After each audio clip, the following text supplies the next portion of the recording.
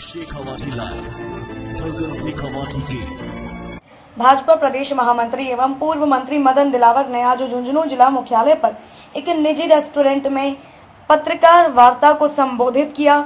मदन दिलावर ने चिरपरिचित अपनी शैली के अनुसार ही आज भी प्रेस वार्ता को संबोधित किया। उनके मुख्य निशाने पर जिला कलेक्टर झुंझुनू उमरदीन खान रहे।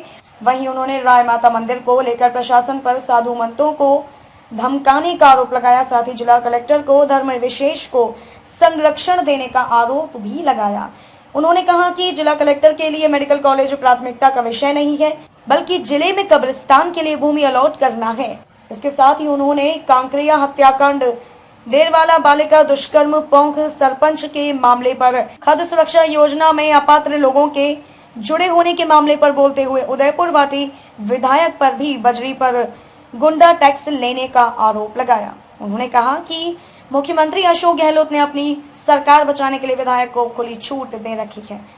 वहीं खाद्य तेल के बारे में एक सवाल पर उन्होंने कहा कि मैं इसमें कुछ नहीं कहना चाहता, क्योंकि यह डिमांड और सप्लाई उसके आधार पर तय होती है। प्रेस वार्ता में भाजपा जिला अध्यक्ष पवन मावंडिया, पूर्व विधायक शुभकर्ण चौधरी, विशंभर पुनिया, जिला प्रवक्ता कमलकांत शर्मा, इंजीनियर प्यारेलाल ढोकिया, कृष्ण कुमार जानू, राजेंद्र बांबू इत्यादि उपस्थित रहे। राय माता जी मंदिर पर जो घटना हुई उससे आप सब लोग परिचित होंगे। राय माता जी की और एक संत है, उनकी जमीन काफी बड़ी जमीन है। उस पर संत उसकी देखरेख करते हैं और लाखों लोगों का श्रद्धा का केंद्र है। ये सच है कि वर्षों से वहां उस रास्ते से लोगों का आवागमन है, लेकिन जब जो राय माता मंदिर की समिति या उसके संरक्षणकर्ता थे, उन्होंने उसकी बाउंड्री की, तो प्रशासन ने जाकर के उन बाउंड्री को तोड़ा, यानी जो तारों से बाउंड्री की उसको कट किया, वहां के संतों को धमकाया और लोगों को धमकाया कि यहां से तो यहां के जो मुसलमान निकलते हैं वो हमेशा निकले।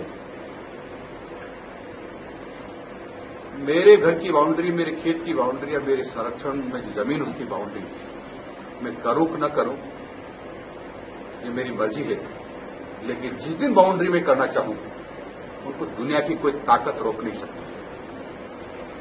क्योंकि यहाँ के जिला कलेक्टर स्वयं मुसलमान यूडी खान साहब, मुझे कहने में कोई आपत्ति नहीं, अधिकारी की कोई जाति नहीं होती न धर्म होता है, लेकिन यहाँ के जिला कलेक्टर ने सब कुछ ताक में रख करके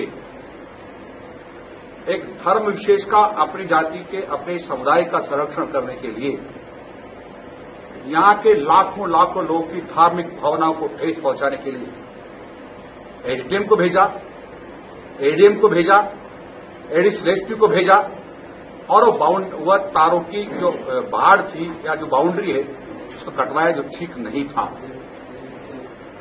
मैं बधाई देना चाहता हूं यहाँ के जागरूक लोगों को, जागरूक राजनेताओं को, जागरूक धार्मिक नेताओं को और जागरूक जनता को, जागरूक सामाजिक कार्यकर्ताओं को। उन्होंने खुलकर इसका विरोध किया। मजबूरन प्रशासन को, कलेक्टर को अपनी किरकिरी होती देखकर खुद एमएलए को जाकर के वहां नाक रगड़नी पड़ी और कहना पड़ा कि यहां 1 इंच भी जमीन राय माता जी की जो जमीन है किसी को नहीं देंगे, कोई रास्ता नहीं निकलेगा। और जो इस पर जिन लोगों ने मकान बना लिए हैं, जो स्थायी अस्थायी अतिक्रमण कर लिया है, उसको भी 1 महीने से पहले हम हटा देंगे। लेकिन मुझे बहुत दुख के साथ कहना पड़ रहा है, ये प्रशासन लगभग मुकर रहा है और उस जो अस्थायी ढांचा बना लिए हैं जिन लोगों ने, उनको नहीं हटा रहा है। ये एक तरह से हिंदुओं के साथ ज्यादती है, अत्याचार है, अनाचार है, जिसको किसी भी कीमत पर बर्दाश्त नहीं किया जा सकता है। मित्रों, जिला कलेक्टर महोदय को शमशान घाट की भी चिंता करनी चाहिए थी, तो कब्रिस्तान की भी चिंता करनी चाहिए। लेकिन लगातार कब्रिस्तान आवंटन में इनकी रुचि है, होना चाहिए, मुझे कोई ऐतराज नहीं है। लेकिन कब्रिस्तान का किसी भी जमीन पर कहीं भी जाकर के आवंटित कर दो और फिर वहां झगड़े हों और ये मजे लें, ये ठीक नहीं। उसका एक उदाहरण है आपका बुहाना और शायद रसोड़ा कोई जगह है वहां है। ये लगातार इस प्रकार का जो कर रहे हैं वो ठीक नहीं। मेडिकल कॉलेज के लिए भी जमीन का आवंटन होना है, लेकिन जिला कलेक्टर के लिए मेडिकल कॉलेज प्राथमिकता का नहीं है, उनके लिए कब्रिस्तान प्राथमिकता के हैं। और इसलिए कब्रिस्तानों के जमीन आवंटन में उनके पास समय है, लेकिन मेडिकल कॉलेज के लिए जमीन आवंटन के लिए उनके पास समय नहीं है। मैं समझता हूं एक कैसे जिला कलेक्टर हैं, मैं कहता हूं एक क्षण भी पद पर रहने लायक नहीं है, क्योंकि ये लोगों की धार्मिक भावनाओं को भड़काने का और हिंदू समाज को अपमानित करने का लगातार षड्यंत्र कर रहे हैं, जो ठीक नहीं है। काकरिया हत्याकांड के बारे में आप सब जानते हैं। खाते की जमीन, उसमें से रेत निकालते हैं, रोकते हैं, तो एक जीप दौड़ाकर एक महिला की हत्या कर देते हैं और उस महिला की हत्या में उसके बेटे को ही फंसा देते हैं, क्योंकि जीप दौड़ाते हत्यारे उनको रोकने के लिए उनका बेटा पीछे दौड़ता है, कोशिश करता है कि उसको वो जीप न जाए, उसको मुलजिम बना देते हैं, उसको गिरफ्तार कर लेते हैं और 3 मुलजिम मुख्य आज भी गिरफ्तार नहीं किए गए। ये बहुत ही दुख की बात है।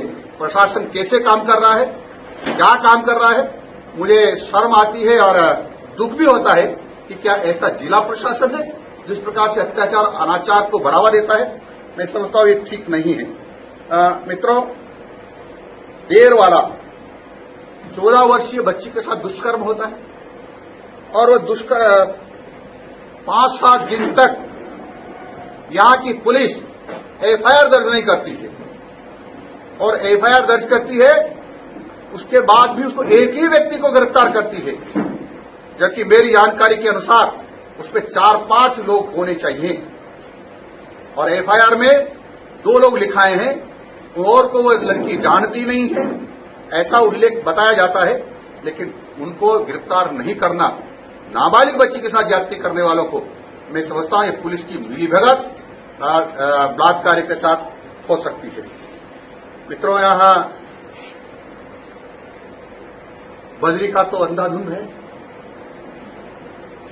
सरकार तो टैक्स लेती है, लेना भी चाहिए, सरकार का अधिकार है, लेकिन यहां आप क्या है, गुंडा टैक्स और लगता है।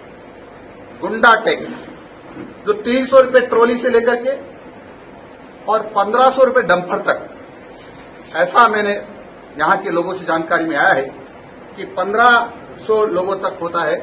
जो ये जो इलाका है ये उदयपुर वाटी क्षेत्र का है, जहां पर 300 रुपये ट्रॉली से के और 1500 रुपये उससे बड़े वाहन यानी डंपर वगैरह के लिए जाते हैं। और यदि नहीं देते तो माइनिंग वाले को बुला लेते हैं, गाड़ियां जब्त करने की बात करते हैं और कहते हैं ये तो एमएलए का टैक्स है तो देना ही पड़ेगा, ये तो सरकारी टैक्स है। जैसे सरकारी टैक्स देते हैं ना, वैसे आपको एमएलए का टैक्स भी देना पड़ेगा। इसका मतलब गहलोत जी को अपनी सरकार बचाने के लिए यहां के एमएलए, उदयपुर वाटी के एमएलए को खुली छूट दे रखी है गुंडागिर्दी करने की, लोगों को लूटने की। अशोक जी गहलोत साहब, सरकार तो बच जाएगी तुम्हारी, लेकिन भगवान तुमको माफ नहीं करेगा। जिस प्रकार से तुम इन गुंडों से लोगों को लुटवा रहे हो वो ठीक नहीं है। महावीर नाम का एक व्यक्ति को मार दिया है, उसके हत्यारों को गिरफ्तार नहीं किया, तलवारों से काटा मारा। वो क्यों बच्चे के लिए कोई दवाई लेने जा रहा था, उसने कहा जी इस दुकान को क्यों तोड़ रहे हो, तो लोग तुझे तेरे को तोड़ देते हैं। उसको तलवारों से मारा, राखी पे घायल होने के बाद उसकी 3-4 दिन बाद मौत हो गई, लेकिन अभी तक उसके हत्यारे पूरे गिरफ्तार नहीं किए गए हैं। आपको पता है 24 जून के लगभग, हो सकता है 25 जून भी हो सकती है, 26 जून भी हो सकती है, एक महिला सरपंच है कोमल शेरावत, जो पंचों के साथ बैठी हुई थी, अपनी पंचायत के पंचों के साथ। रविंद्र उर्फ टिंकू नाम का एक बदमाश आता है, उसको धमकाता है और कहता है तेरी औकात कैसे हो गई, हमारे सामने कुर्सी पर बैठने की। हमारे सामने कोई कुर्सी पर तुम्हारी जाति के लोग बैठे नहीं है, हमेशा मेरे चरणों में बैठे हैं। उसका बहुत बदतमीजी की, इसका वीडियो भी वायरल हुआ बताया है, लेकिन आज तक उस गुंडे को यहां की पुलिस ने गिरफ्तार नहीं किया है। अनुसूचित जाति की महिला और इस प्रकार का अपमान करना, इस प्रकार ज्यादती करना, अन्याय करना और फिर भी पुलिस गिरफ्तार न करे, तो मैं समझता हूं ये ठीक नहीं है। पुलिस को चाहिए कि गिरफ्तार करना चाहिए। मित्रों, आप सब लोग जानते हैं कि राजस्थान सरकार को माननीय प्रधानमंत्री जी नरेंद्र जी मोदी 4 करोड़ 46 लाख लोगों का सस्ती दर पर खाद्यान्न उपलब्ध करवाते हैं, 2 रुपए किलो का। 7 करोड़ की लगभग जनसंख्या है, उसमें 4 करोड़ 46 लाख को खाद्यान्न उपलब्ध करवाते हैं। उसमें 46 लाख लोग खाद्यान्न नहीं ले जा रहे हैं। लगभग 2.5 लाख लोग ऐसे हैं जो सरकारी कर्मचारी या सरकारी अधिकारियों के परिवार के लोग हैं। सरकार ने जांच पड़ताल कराए बताए, लेकिन 75,000 लोगों की ही वो पहचान कर पाई है। अभी और पहचान बाकी है। मेरी जानकारी के अनुसार 50 लाख से लेकर के 1 करोड़ के बीच ऐसे लोग हैं जो खाद्य सुरक्षा योजना के अंतर्गत सस्ता अनाज लेने की पात्रता नहीं रखते हैं। उनमें से कई लोग इनकम टैक्स पेई हैं, कई लोगों के पास 3-3 कारें हैं, कई लोगों के पास 60-70 हजार रुपए का मोबाइल है और कई लोगों के पास पक्का मकान है, बड़ा मकान है, 2-2, 3-3 मंजिले मकान है, परंतु उनको भी खाद्य सुरक्षा का लाभ दिया जा रहा है। और अपनी जेब मिटाने के लिए माननीय मुख्यमंत्री जी भारत के प्रधानमंत्री को पत्र लिखते हैं कि हमको और लोगों को खाद्यान्न देना है, इसलिए इसकी सीमा बढ़ाइए आप। यानी 4 करोड़ 46 लाख से ज्यादा की सीमा बढ़ाकर क्या चाहते हैं?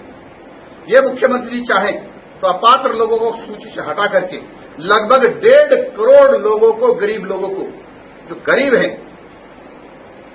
जो साटिया है, मोगिया है, गाड़िया लोहार है, रेबारी है, देवासी है, रेगर है, बेगवाल है, बेरवा है, नट है, सपेरा है, ऐसे अनेक जातियां हैं।